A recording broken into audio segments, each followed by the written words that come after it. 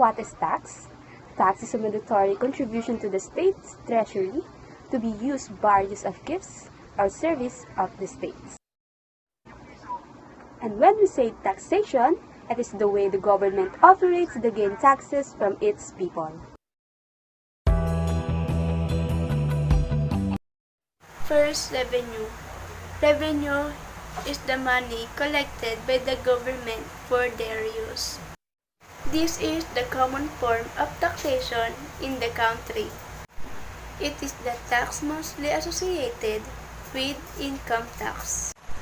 It funds most of the national projects of the country, such as supplying a budget for public school improvement, budget for scientific research, and so on. Next is the redistribution. The money given to the poor as aid for their poverty. It provides leverage for the poor to uplift their economical struggles by donating money to those in need. Next is the representation. The money presented to the people in public. Next one is the pricing. The money added to certain product to the various uses. The government controls the product prices in order to decrease consumption of the products, such as product known to debilitate or weaken the people's health, such as the implementation of sin tax law. When we call sin tax law, it is where tobacco and liquor-based products have higher prices in order to reduce cases of lungs and liver cancer to general public. Repricing can also be used to help people but the necessary material for survival, such as the prices of the local market for meat, vegetable, seafood, and etc. Let's discuss now the history of taxation in the Philippines. Pre-colonial era. During pre-colonial, tax called buwis or handog came in forms of crops or goods which the people living under the datu share a portion of their harvest or property in exchange for security and protection.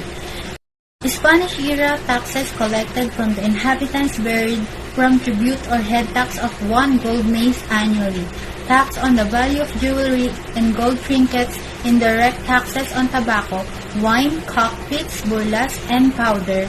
Other forms of taxes from the Spanish era is the tribute, which was originally between 8 to 10 reals. Spain replaced tribute with cedula, which allowed them to keep track of the people who could pay taxes for labor, or pola y servicio was also a network for tax payment. The encomienda system, which is land ownership granted by the crown to worthy peninsulars, was yet another form of tax income from the Filipinos. The diemos plurales is 1 out of 10 of the produce of the encomienda to be paid to the government sanctuary was the tax paid to the local church. Other taxes were the vinta, tax paid by people in the provinces along the coast of western Luzon to defend the area against Muslim pirates common at the time. The donativo de Zamboanga was tax specially used for the contest of Hulu. American era, the Bureau of Internal Revenue was created through the passage of Reorganization Act No. 1189 dated July 2, 1904. On August 1, 1904, the BIR was formally organized and made operational under the Secretary of Finance, Henry Ide, author of the Internal Revenue Law of 1904. Post-war era, on July 4, 1946, when the Philippines gained its independence from the United States, Bureau was eventually re-established on January 1951. The implementation of the withholding tax system was adopted by virtue of Republic Act 690. During the Marcos era, the most notable programs implemented were the Blue Master Program and the Voluntary Tax Compliance Program.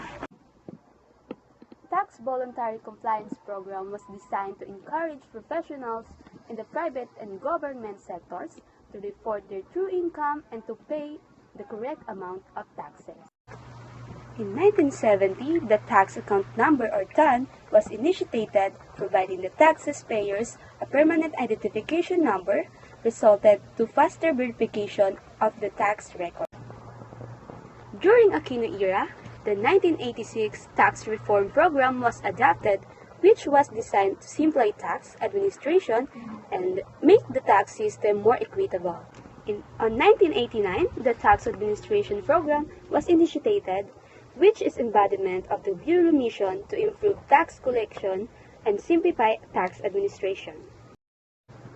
The program contained several tax reform, the enhancement measures, which included the use of Taxpayer Identification Number, or TIN, and the adoption of the new payment control system and simplified net income taxation scheme. Ramos administration. The year 1993 marked the entry into the Bureau of its First Lady Commissioner Liwayway Vincent Chata. The ACTS or Action Center Transform Program was undertaken to realign and direct organization towards the fulfillment of its vision and mission. It was during Commissioner Chata's return term that a 5-year tax computation project, or TCP, was undertaken in 1994. This involved the establishment of a modern and computerized integrated tax system and internal administrational system. Estrada administration. One of the most significant reform measures was the implementation of Economic Recovery Assistance Payment ERAP program, which granted immunity from audit and investigation to taxpayers who have paid 20% more than the tax paid in 1997 for income tax, VAT, or percentage taxes. In order to encourage and educate consumers taxpayers to demand sales invoices and receipts, the raffle promo humingi ng resibo, manalo ng libo-libo, was institutionalized in 1999.